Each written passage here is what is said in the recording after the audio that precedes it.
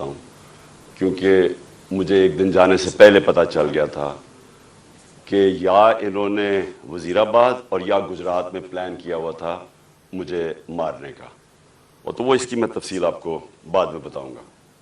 اس سے پہلے میں صرف اپنی قوم کے سامنے ایونٹس رکھنا چاہتا ہوں جو پچھلے 6 مہینے میں ہوئے ہیں۔ یہ ضرور آپ کو سمجھنا ہے کہ اس قوم سے ہوا کیا ہے۔ مارچ 6 یا 7 کو مراسلات ہے، ڈونلڈ لو ایک American under secretary of state حکم کرتا ہے پاکستان امبیسڈر کو، بلکہ اس کو دھمکی دیتا ہے کہ اگر عمران خان کو نہ ہٹایا تو پاکستان کو مشکلات کا سامنا کرنا پڑے گا، اور اگر ہٹا دیا تو سب کچھ ٹھیک ہو جائے گا۔ اور اگلے دن اور نو کانفیڈنس موشن، عدم اعتماد کی تحریک جمع کروائی جاتی ہے اسمبلی میں، اور دیکھتے دیکھتے سارے ہمارے لوگ، ایک منڈی لگتی ہے سندھ ہاؤس میں، اور لوگ بیٹھنا شروع ہو جاتے ہیں۔ یہ یاد رکھیں کہ گورنمنٹ کبھی ہارتی نہیں ہے نو کانفیڈنس۔ وہ کیوں نہیں ہارتی؟ کیونکہ گورنمنٹ کے پاس گورنمنٹ کے وسائل ہوتے ہیں، ہمارے پاس گورنمنٹ کا پیسہ ہوتا ہے۔ ہم چاہتے تو وہ منڈی لگی ہوئی تھی نا، وہ 20 کروڑ 25 کروڑ آفر کر رہے تھے، ہم زیادہ پیسے دے دیتے، گورنمنٹ کا پیسہ تھا جو پہلے ہوتا رہا ہے۔ اور یہ جو پیسہ انہوں نے استعمال کیا یہ بھی چوری کا پیسہ تھا، یہ کوئی ڈکلیئرڈ پیسہ تو نہیں تھا، یہ بلیک کا پیسہ تھا، یا انہوں نے سندھ گورنمنٹ کا پیسہ خرچ کیا تو انہوں نے خرید لیے لوگ۔ ہم نے پرنسپل فیصلہ کیا کہ ہم اس آکشن کے اندر حصہ نہیں لیں گے، کیونکہ اگر ہم گورنمنٹ کا پیسہ استعمال کرتے ہیں تو ہم لوگوں کا پیسہ، عوام کا پیسہ چوری کرتے ہیں جو عوام کی ان کا حق ہے۔ گورنمنٹ گر جاتی ہے، سارے سمجھتے ہیں کہ جناب اب تحریک انصاف کی قبر کھد گئی ہے، عمران خان ہمیشہ کے لیے گیا اور مٹھائیاں بٹے گی۔ لیکن پاکستانی قوم وہ کرتی ہے جو اس نے کبھی پہلے کیا ہی نہیں۔ تو 10 تاریخ کو، اور میں آپ کو خود کہہ رہا ہوں 10 اپریل کو، میں خود ہی حیران کہ جو شام کو سینز دیکھے، جو لوگ سڑکوں کے اوپر آئے، جس طرح لوگ نکلے، میں بشرا بیگم کے ساتھ بیٹھا تھا تو ہم خود حیران رہ گئے کہ یہ ہوا کیا ہے۔ ہوا یہ کہ یہاں 90 کی دہائی میں 2 حکومتیں کرپشن میں نکالی گئی۔ جب وہ کرپشن میں جاتی تھی اور اسٹیبلشمنٹ نکالتی تھی، لوگ مٹھائیاں بانٹتے تھے۔ پھر جنرل مشرف آ گیا، 2 دفعہ کرپشن میں ان گورنمنٹس کو نہ کہ وہ خود اس نے مارشل لاء لگا دیا، لوگوں نے مٹھائیاں بانٹی، لوگ ان کی کرپشن سے تنگ تھے، ان 2 جماعتوں کی۔ اس کے بعد جنرل مشرف نے ان کو NRO دے دیا، وہ واپس آ گئے۔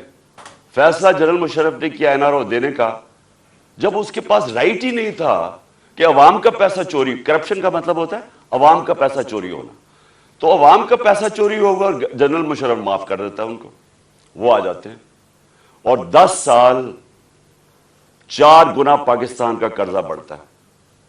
کرپشن کیسز انہی دوروں میں ان کے بنتے ہیں۔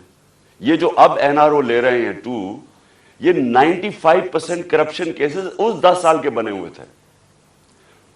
4 گنا پاکستان کا قرضہ بڑھ جاتا ہے۔ مجھے لوگ ووٹ دیتے ہیں اس لیے کہ لوگ ان سے تنگ تھے، اور اس کے بعد وہی اسٹیبلشمنٹ فیصلہ کرتی ہے کہ اب چینج کی وقت آ گیا، اور وہ ان کو واپس لے آتی ہے، اور یہی کانسپریسی ہوتی ہے باہر، ایک بیرونی کانسپریسی اندر، اور یہ فیصلہ ہو جاتا ہے۔ کہتے ہیں جی ہم نیوٹرل ہو گئے ہیں۔ نیوٹرل کا کوئی بھی مطلب لے لیں، مطلب تو یہ ہے کہ انہوں نے پتا تھا کہ سازش ہو رہی ہے، راستہ نہیں روکا، یہ آ جاتے ہیں۔ اب ہوتا کیا ہے، اسٹیبلشمنٹ کو اس ملک میں عادت پڑ گئی تھی کہ جدھر وہ لوگوں کو دھکیلیں گے لوگ ادھر چلے جائیں گے، جب وہ چینجز لے کے آتے ہیں مٹھائیاں بنتی ہیں۔ اسٹیبلشمنٹ کو یہ عادت تھی۔ ان کو ایک دھچکا پڑا کہ اس باری پاکستانی قوم نے فیصلہ کیا کہ نہیں، یہ جو 30 سال سے ملک کو چوری کر رہے ہیں ہم ان کے ساتھ نہیں جانا چاہتے، اور اس لیے وہ پبلک سڑکوں پہ آ گئی۔ میں نے عوام سے میں اٹھا ہوا ہوں۔ میں نے تو میری کسی ملٹری اسٹیبلشمنٹ کے اندر میری پارٹی تو نہیں بنی تھی، جس طرح نواز شریف بنا تھا یا جس طرح ذوالفقار علی بھٹو بنا تھا. میں تو 22 سال سٹرگل کر کے عوام سے اوپر آیا تھا, تو میں نے تو عوام میں واپس جانا تھا. اور عوام نے جس طرح میں اب کیا کہوں, میری پذیرائی کی, جس طرح انہوں نے میری حوصلہ افزائی کی, میں تو خود ہی اس پہ بھی حیران رہ گیا. گرمی کی انتہا, یعنی اس باری اپریل اور مئی دنیا میں کہتے ہیں کہ پاکستان سب سے گرم ملک تھا, اتنی گرمی تھی, اور ایک سے ایک بڑا جلسہ پبلک نے آنا شروع ہو گیا. ہم نے ایک لانگ مارچ اناؤنس کی 25 مئی کو. جب ہم نے لانگ مارچ اناؤنس کی تو انہوں نے 3 لانگ مارچز ہمارے خلاف کی. ہم نے سمجھا کہ آئین اور قانون ہمیں اجازت دیتا ہے, ہم نے ان کو کہیں روکا نہیں تھا, ہم نے ان کو اجازت دے دی, تو یہ بھی ہمیں آنے دیں گے. انہوں نے جو تشدد کیا, جو لوگوں کے گھروں میں 2 دن پہلے راتوں کے 3 بجے جا کے انہوں نے جس طرح کا تشدد کیا, نہ چادر نہ چار دیواری, لوگوں کو اٹھا کے لوگوں کو جیلوں میں ڈالا. کس وجہ سے؟ اس کے بعد انہوں نے جب وہ پرامن احتجاج ہوا وہاں اسلام آباد میں, ان کے اوپر شیلنگ, فیملیز نکلی ہوئی ہیں, ان کے اوپر انہوں نے شیلنگ کی. اور ہم حیران کہ کیا ان کے لیے جائز ہے لانگ مارچ اور ہمارے لیے نہیں ہے؟ اوپر سے پہلے آپ بیرونی سازش کے تحت آئیں, پھر سارے چوروں کو اوپر بٹھا دیں, ہم احتجاج کریں تو ہمیں بھیڑ بکریوں کی طرح ڈنڈے ماریں. تو اس کے بعد انہوں نے سمجھا کہ پارٹی بالکل ہی ختم ہو جائے گی, ممی ڈیڈی پارٹی ہے, یہاں تو عورتیں بچے آتے ہیں, تو انہوں نے سمجھا کہ ختم ہو جائے گی. اور یہ سمجھے نہیں پاکستانی قوم کو, کیونکہ بند کمروں میں جب فیصلے ہوتے ہیں آپ کو نہیں پتا کہ گراؤنڈ کے اوپر کیا ہو رہا ہوتا ہے. جو انفارمیشن یہ لیتے ہیں, اگر ان کی انفارمیشن یہ کریکٹ ہوتی تو اس ملک میں اتنے زیادہ حادثے نہ ہوئے ہوتے. انفارمیشن کدھر سے آتی ہے, گراؤنڈ کا سچویشن نہیں پتا. جب دیکھ رہے ہیں کہ پبلک نکلی ہوئی ہے اور انہوں نے ریجیکٹ کر دیا ان کو, قوم نظر آ رہا ہے کہ امپورٹڈ گورنمنٹ کو ریجیکٹ کر رہی ہے, بجائے وہ سائنس دیکھنے کے لیے جس طرح بھیڑ بکریوں کو مار کے سیدھے نہیں کرتے, وہ شروع ہو گیا کرنا. بائی الیکشن آیا 17 جولائی کو. 17 جولائی کے بائی الیکشن میں ساری گورنمنٹ کی مشینری استعمال ہوئی. الیکشن کمیشن نے ہر قسم کی دھاندلی کی ان کے لیے. ای وی ایم مشین اس نے اس لیے نہیں آنے دی کیونکہ ان دونوں پارٹیز نے جعلی ووٹس رجسٹر کروائی ہوئی ہیں ہر حلقے میں. نہیں تو کامن سینس ہے کہ ساری ٹیکنالوجی کا استعمال کریں. جو 2015 کے اندر جو جوڈیشل کمیشن بیٹھی تھی دھاندلی پہ, اس میں ایک چیز واضح ہوگی کہ اگر آپ ای وی ایم مشینز لے آئیں تو 90% دھاندلی ختم ہو جاتی ہے. انہوں نے جان کے نہیں آنے دی, اس الیکشن کمیشن نے روکا. ان دونوں پارٹیز, انہوں نے مخالفت کی اور ہینڈلرز نے مخالفت کی, کیونکہ مینپولیٹ نہیں ہو سکتے الیکشن. اس کے بعد بٹن دباؤ تو رزلٹ آ جاتا ہے. ہم حیران, ہم چاہ رہے فری اینڈ فیئر الیکشن. پہلی دفعہ گورنمنٹ نے کوشش کی اور انہوں نے اپوز کیا. اس کے باوجود پی ٹی آئی سویپ کر جاتی ہے, تحریک انصاف جیت جاتی ہے, سارے دنگ رہ جاتے ہیں. پھر بھی سائنس نہیں پڑھے کہ قوم کدھر کھڑی ہے. اس کے بعد مزید اور پریشر, دھمکیاں, اور اس کے بعد کیا ہوتا ہے کہ ایک چینج ہوتا ہے, ایک ہینڈلر آ جاتا ہے Islamabad, Faisal, general Faisal, major general Faisal. وہ کہہ کے آتا ہے کہ میں اب تمہیں بتاؤں گا کہ میں کیسے ان کو سیدھا کرتا ہوں. اور سختیاں شروع ہو جاتی ہیں. جو تحریک انصاف کے لیے میڈیا کور کر رہے ہیں ان کے لیے سختیاں, جو جرنلسٹ تحریک انصاف کو فیور کر رہا ہے ان کے اوپر سختیاں. ہمارے ممبرز کو اپروچ کیا جا رہا ہوتا ہے کہ آپ ہمارے ایم پیز کو, یہ ذرا سنیں, ایم پیز کو ڈرایا دھمکایا جا رہا ہے کہ اس کو چھوڑو عمران خان. کیا ڈرایا دھمکایا جا رہا ہے کہ ہمارے پاس ہمارے کرپشن کیسز ہیں. اگر وہ نہیں مل رہا ہے تو ہمارے پاس ویڈیوز ہیں, آپ کی گندی ویڈیوز ہیں, وہ ہم بلیک میل کرنے کے لیے.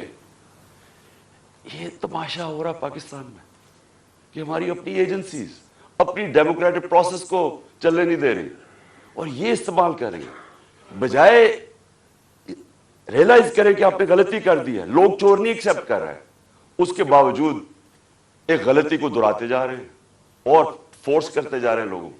دھمکیاں آنی شروع ہو گئی.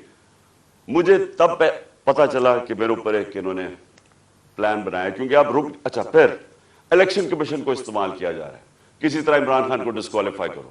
فورن فنڈنگ کیس, پتا چلا وہ فورن فنڈنگ ہی نہیں ہے, اس کو ہمیں لٹکایا کہ فورن فنڈنگ میں اب پارٹی جائے گی. پتا چلا وہ پروہیبٹیو فنڈنگ ہے, اس کے اندر پارٹی ڈسکوالیفائی نہیں ہو سکتی.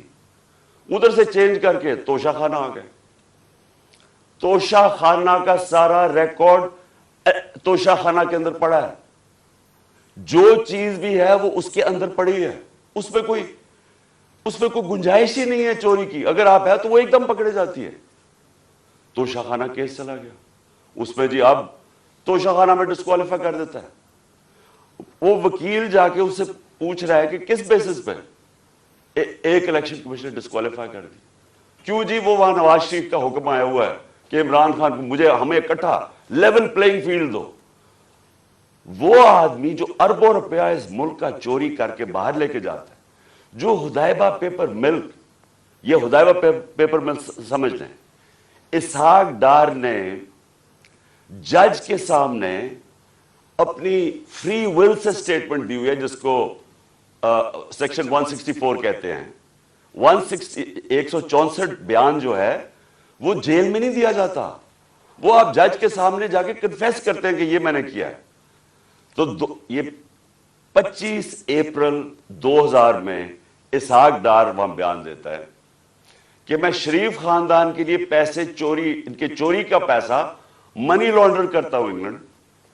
وہاں قاضی فیملی کے بینامی اکاؤنٹس کھولے جاتے ہیں, شریف فیملی کا وہاں سے, اور پھر ریمیٹنسز دکھا کے پاکستان آتا ہے اور شریف فیملی کے اندر چلا جاتا ہے. یعنی سیدھی سیدھی چوری. ہدایبہ پیپر ملک میں NRO مل جاتا ہے, ڈسپائٹ کہ وہ اسحاق ڈار کہہ رہا ہے کہ میں کنفیس کر رہا ہے کہ میں منی لانڈرر ہوں شریف خاندان کا, اور ان کو بتا رہا ہے کہ کرپٹ ہے. NRO مل جاتا ہے. وہ نواز شریف جو پھر ایونس فیلڈ اپارٹمنٹ اس کی پینما پیپرز کے اندر پکڑی جاتی ہے, تسلیم کر دیتا ہے ہماری. اب پیسہ کدھر سے آیا وہ بتا نہیں سکتے. کبھی قطری خط آ جاتا ہے, پھر ایک کوئی فیک ڈیڈ آ جاتی ہے, ٹرسٹ ڈیڈ, وہ کلیبری فونٹ والی. جھوٹ پہ جھوٹ بولے جا رہے ہیں. آج تک ایک ڈاکیومنٹ نہیں بتائی کہ لندن کے سب سے مہنگے علاقے میں 4 اپارٹمنٹس آپ کی جو آپ تسلیم کر رہے ہیں ہماری ہیں, اور کہہ رہے ہیں کہ جناب عمران خان کو اور مجھے ایک ہی طرح لیول پلینگ فیلڈ دو. عمران خان نے اپنے لندن کا فلیٹ 34-35 سال پہلے لیا, کرکٹ کھیلتا تھا انٹرنیشنل. عدالت نے جب مانگا سارا ریکارڈ دیا. ریکارڈ کا مطلب کہ ایک 40 سال کے کانٹریکٹس دکھائے گئے, کدھر سے پیسہ آیا, کیسے فلیٹ خریدا, بیچا کتنے کا, منی ٹریل پاکستان بینکوں کے تھرو پیسہ آیا. اور مجھے اس سے کمپیئر کر رہا ہے جو اربوں روپے کی پراپرٹیز باہر رکھی ہوئی ہیں. بیٹوں کی پراپرٹی باہر ہے, وہ بیٹا علیحدہ, وہ جو حسن شریف, وہ بتا ہی نہیں سکتا کہ 9-10 ارب کے گھر کدھر سے آیا. اور وہ کہہ رہا ہے کہ لیول پلینگ فیلڈ. تو لیول پلینگ فیلڈ کیا ہے کہ الیکشن کمیشن اب مجھے ڈسکوالیفائی کرے, اور وہ ڈسکوالیفائی کرے توشہ خانہ کیس. اب کو 8 دفعہ الیکشن کمیشن نے ہمارے PTI کے خلاف فیصلہ دیا. 8 دفعہ ہم عدالت میں گئے ہیں, اور 8 دفعہ عدالت نے اوور ٹرن کیا الیکشن کمیشن کا فیصلہ. اب ہم پھر عدالت میں جائیں گے, اور میں آپ کو یقین دلاتا ہوں کہ اس کو اتنی شرمندگی ہوگی, اور اس میں شرم نہیں ہے اس الیکشن کمیشن میں, کیونکہ یہ نون لیگ کے گھر, نواز شریف کے گھر کا نوکر ہے, اور بھی ہینڈل ہوتا ہے پیچھے سے. یہ بالکل یہ اس کے اوپر میں پھر کیس کروں گا, ہر جانا کروں گا اس کے اوپر کہ اس کے میرے پر غلط الزام لگایا ہے. اور پھر FIA کیسز کر رہی ہے. ایک پولیٹیکل پارٹی جس نے لیگل فنڈ ریزنگ کی ہے پاکستان میں, وہ تحریک انصاف ہے. 40,000 کا ہمارا ڈیٹا بیس ہے. کسی پارٹی کے پاس ہے ہی نہیں, ان کے پاس کوئی ڈیٹا بیس ہی نہیں ہے. اچھا, وہ ان سے پوچھ ہی نہیں رہا کہ کدھر سے آپ نے پیسے اکٹھے کیے. جس پارٹی نے پیسے اکٹھے کیے ان سے پوچھ رہا ہے. اچھا, وہ جواب بھی دے رہے ہیں. اب وہ کیا کر رہے ہیں کہ جنہوں نے 10-10 سال پہلے پیسے دیے تھے پی ٹی آئی کو، ان کو ایف آئی اے کانٹیکٹ کر کے ان کو ہراس کریں گے تاکہ پی ٹی آئی کے جو ڈونرز ہیں وہ بھاگ جائے پی ٹی آئی سے، کہ پیسہ نہ اکٹھا کر سکے پی ٹی آئی۔ وہ پارٹی جو پبلک سے پیسہ جو ساری دنیا میں ہوتا ہے، اس پارٹی کو بند کرنے کی کوشش کر رہے ہیں۔ وہ جو دو پارٹیز بتا ہی نہیں سکتی کہ پیسہ کدھر سے اکٹھا کرتے ہیں، اور اس کا ورڈ ہے کرونی کیپٹلزم۔ یہ پہلے بزنس مین کے ساتھ بزنس کرتے ہیں اور پھر ان سے پھر ان کو پیسے، ان کو موقع دیتے ہیں پیسے بنانے کا، پھر ان کے ساتھ یا پروفٹ شیئرنگ کرتے ہیں اور پھر انہی سے ڈونیشن لے لیتے ہیں۔ ان کے پاس تو ڈونر بیسک کوئی نہیں ہے۔ ہم کیوں فیصلے کر سکتے ہیں پبلک کے لیے؟ ہم کیوں بڑے بڑے مافیاز کے خلاف کھڑے ہوئے، جس طرح شوگر مافیا؟ کیونکہ ہمارے پاس پبلک کا ڈونر بیس ہے، ہم پبلک سے پیسے اکٹھے کرتے ہیں، اس لیے ہم پبلک کے انٹرسٹ کے لیے کھڑے ہو سکتے ہیں۔ یہ ہیں چھوٹی سی ایلیٹ انٹرسٹ پروٹیکٹ کرنے کے لیے مافیاز کے ساتھ آئی۔ تو ایف آئی اے ہمارا نقصان پہنچا رہی ہے ہمیں، کہ ہمارے کیسز تاکہ ہمارے ڈونرز بھاگ جائیں۔ اس کے علاوہ انہوں نے صحافیوں سے کیا کیا؟ جب سے یہ آئے Faisal, general Faisal, major general, جو صحافیوں سے کیا انہوں نے، یہ پاکستان، مشرف کے مارشل لاء مجھے یاد ہے، مجھے اس نے جیل میں ڈالا، لیکن مشرف کا مارشل لاء لبرل تھا۔ اس کے مقابلے میں جو آج کل ہو رہا ہے، جو صحافیوں سے ہو رہا ہے، جو عمران ریاض، اس کو پکڑ کے جیل میں، پھر ایاز امیر اس کو مار پٹوائی، ذلیل کروایا، سمیع ابراہیم سینئر ریسپیکٹڈ لوگ، اس کو غلام حسین چودھری تقریباً 80 سال کا، اس کو پکڑ کے جیل میں ڈال دیا۔ اور جو ارشد شریف سے کیا، یعنی یہ قوم کبھی معاف ہی نہیں کرے گی ان لوگوں کو جنہوں نے ارشد شریف میری نظر میں پاکستان کا نمبر 1 انویسٹیگیٹو جرنلسٹ تھا اور نمبر 1 کریڈیبلٹی تھی۔ سب کو پتا تھا کہ یہ بکتا نہیں ہے، سب کو پتا تھا اس کا خوف کسی سے نہیں۔ اس سے جو کیا ہے، ملک سے باہر بھاگ، مجھے پتا ہے اس کے پیچھے کون پڑا ہوا تھا۔ ارشد شریف کے گھر والوں کو پتا ہے کہ کون پڑا ہوا تھا اس کے پیچھے، صحافیوں کو پتا ہے کہ کون اس کے پیچھے پڑا ہوا تھا، کہ کیوں اس کو ملک چھوڑ کے جانا پڑا، اور پھر کیوں